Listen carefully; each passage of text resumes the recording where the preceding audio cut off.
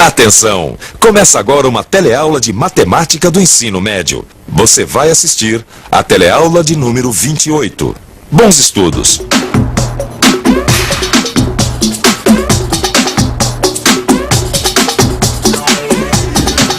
Oi! Todos os dias, quando a gente abre os jornais, a gente encontra gráficos e tabelas como estes aqui. Estes gráficos e tabelas tentam transmitir de forma mais simples os fatos do dia a dia. O leitor que não estiver familiarizado com essas interpretações não acompanha ou perde muitas das informações fornecidas. Gráficos e tabelas não são novidades pra gente. Você já deve ter ouvido falar muito nesse assunto nas nossas últimas teleaulas. Hoje nós vamos aprofundar um pouco este tema, vendo como se constroem e como se interpretam gráficos de funções. Funções você deve lembrar da última teleaula. E hoje nós vamos falar um pouco sobre gráficos e tabelas. Vamos nessa? Na teleaula de hoje você vai aprender a construir e interpretar gráficos de barras para funções discretas. E também vai saber como são os gráficos de funções contínuas.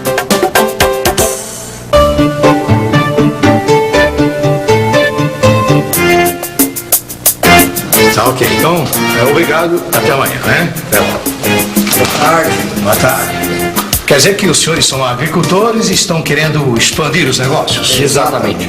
E qual é exatamente a dúvida de vocês? Sabe o que é, doutor? Eu prefiro mais plantar no Nordeste do que plantar no Sul do país. Pois é, e eu acho exatamente o contrário. Eu acho que as terras do Sul são mais produtivas. Que a gente vai ganhar mais dinheiro plantando no Sul do que plantando no Nordeste. O que o doutor acha disso, hein? Bem, em primeiro lugar é bom deixar claro que a região Nordeste é muito grande e seu clima é muito favorável às atividades agrícolas. Não falei pra você? O doutor tá falando. Mas o senhor pode deixar isso aí um pouquinho mais claro pra gente? Mas é claro, eu tenho até aqui uns gráficos que podem deixar tudo bem transparente. Aqui está. Observem que a temperatura da zona da mata e mesmo do sertão baiano varia menos durante o ano do que a região sul. E vejam também que na zona da mata chove mais do que no sul em muitos meses do ano. Olha, doutor, se o senhor tá falando, eu acredito, sabe? É que eu não tô entendendo esses gráficos não, sabe? Não tô entendendo mesmo. Realmente esses gráficos são muito difíceis de entender assim numa primeira olhada. É que nós temos dois gráficos no mesmo plano cartesiano. Ah, isso eu já tinha visto. O senhor quer dizer, tem essa linha curva aqui e tem o gráfico de barras, não é isso? Mas eu tenho esses gráficos desenhados separadamente. Querem ver? Opa! Pois é claro. Aqui está. Aqui. E aqui. Nossos amigos estão com algumas dificuldades de entender esses gráficos. Mas também, como já foi dito, são dois gráficos desenhados no mesmo plano cartesiano. Mas eu também tenho esses mesmos gráficos desenhados separadamente. Olha só. Este é o gráfico de barras que mostra o total da precipitação de chuvas a cada mês. Ou seja, ele nos mostra o quanto chove em média, mês a mês, nessas três regiões. Aqui no eixo horizontal estão os meses: janeiro, fevereiro, março, abril, maio e daí pra frente. E aqui no eixo vertical é medida em milímetros de quanto choveu em cada região. 100 milímetros, 200 milímetros, 300 milímetros e por aí vai. Quer dizer que essas barras representam o total de chuvas em milímetros em um mês. É isso mesmo. Esta função relaciona para cada mês o total de precipitação.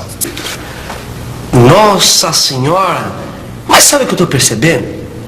Que essa representação aqui em gráficos de barra é ótima para fazer a comparação do que o senhor estava mostrando pra gente no começo da conversa. Realmente, com este gráfico a gente não tem dúvida nenhuma. Olha como na zona da mata nordestina chove mais durante vários meses do ano do que a região sul. Mas é verdade, hein? Aqui na zona da mata o mês que chove mais é o mês de maio. Já olha, na região sul, o mês que chove mais é o mês de junho. E no sertão baiano as coisas são bem diferentes, hein? Não chove quase nada, rapaz. Muito menos que nas outras regiões. Mas como vocês viram, não é todo o Nordeste que tem pouca chuva.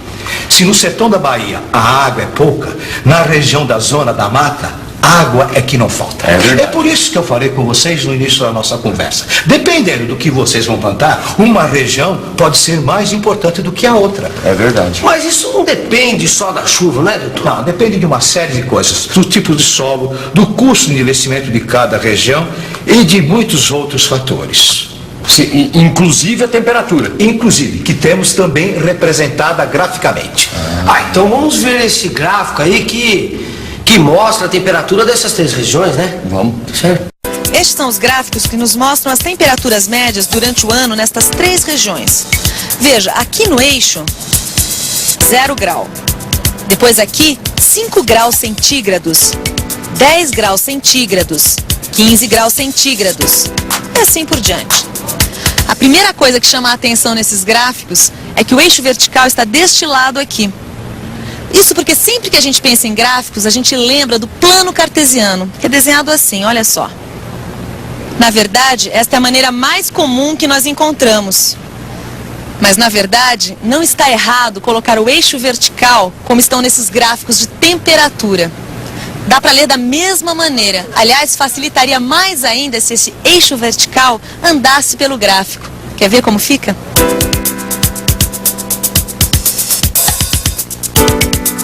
Voltando aos nossos gráficos, o negócio é o seguinte. Este eixo não foi colocado aqui simplesmente para o gráfico ficar mais bonito. Ele foi colocado aí para a gente não confundir com aquele outro que nós já vimos, você se lembra? Aquele que mostra o índice de precipitação da chuva. Então, resumindo, este eixo aqui, que marca a variação da precipitação em função dos meses. E temos também este outro eixo aqui, que marca a variação da temperatura em função dos meses. Mas você reparou uma coisa? O gráfico da temperatura não foi feito usando barras, como o da precipitação. Por que isso? Por que um tem barras e o outro não?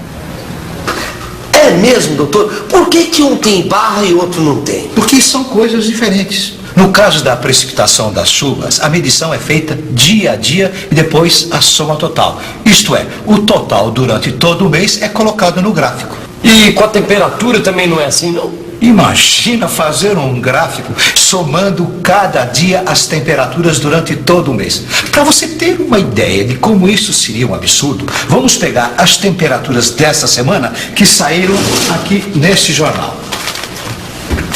Olha, nós tivemos 25 graus na segunda, 26 na terça, 30 na quarta, 28 graus na quinta-feira e na sexta, 24. Somando tudo isso, dá um total de 133 graus em apenas 5 dias de uma semana.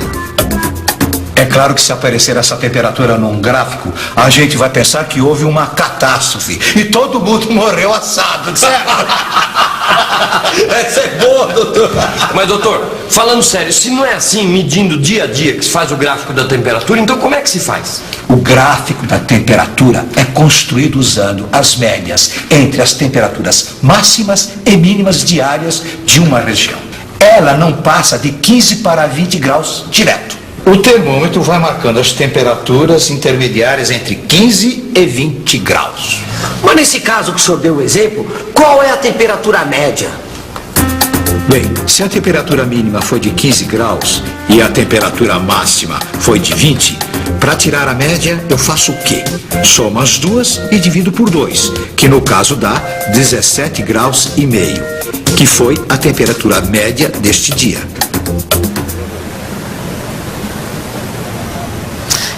Minha temperatura está ótima, 36 graus e meio. Mas o filho de um amigo meu que está com uma virose teve uma noite e tanto. O garoto teve tanta febre que o pai dele resolveu fazer um gráfico com a temperatura dele. Olha só as medições que ele conseguiu. Por aqui a gente sabe tudo o que aconteceu com a temperatura do menino. Veja só, às 4 horas ele estava com 39 graus, às 5 horas com 37 graus, às 6 horas com 36 graus e meio. Aí ficou tudo estável até às 8, quando a temperatura começou a subir novamente, chegando a 40 graus às 9 horas. Mas acontece que esse meu amigo não se contentou em apenas tirar a temperatura do filho. Ele colocou tudo num gráfico. Olha só como ficou. Não preciso nem dizer que quando meu amigo chegou no hospital com a criança, o médico acabou parabenizando ele, porque sem saber ele tinha traçado o quadro clínico que ajudou muito no tratamento da criança. Mas, doutor, voltando à vaca fria aqui, a gente ainda não sabe direito se é melhor plantar no Nordeste ou na região Sul. Pois é exatamente isso que nós estamos tentando descobrir aqui. Agora que nós já aprendemos a ler esses gráficos, vejam como eles podem nos ajudar. Na zona da mata nordestina, o clima é quente o ano inteiro e úmido. E isso tem sido ótimo para o cultivo da cana-de-açúcar e outras frutas tropicais, por exemplo. Já na região sul, as chuvas ocorrem o ano todo de forma mais uniforme e a temperatura tem variações maiores. Veja que a temperatura média varia de 27 graus aproximadamente, que é o valor máximo, a aproximadamente 12 graus, que é o valor mínimo. Este clima tem sido ótimo para a soja e o trigo. E por último, vamos para o gráfico do sertão baiano. Aqui, o clima é chamado de semiárido, porque é quente o ano todo e chove pouco. O máximo de precipitação ocorre no mês de fevereiro. O mínimo em julho, quando não chove nada. Mesmo assim, há culturas que se adaptam à região, como o algodão. Bem, agora é com os senhores. Bem, doutor, depois de tantas informações, eu acho que Acho que a gente vai pensar mais um pouquinho, viu, doutor? E olha, por falar em pensar mais um pouquinho, doutor, por acaso o senhor não tem aí um gráfico da região Centro-Oeste, por exemplo? O quê? E atenção, se liga aí que é a hora da revisão. Na teleaula de hoje, a gente aprendeu a interpretar e construir gráficos de funções. Você conheceu o gráfico de barras para funções discretas e também o gráfico de funções contínuas. Agora você já deve estar craque em ler gráficos de funções, não é? Mais ou menos? Então dê uma olhada no seu livro e faça os exercícios. Até a próxima teleaula e tchau.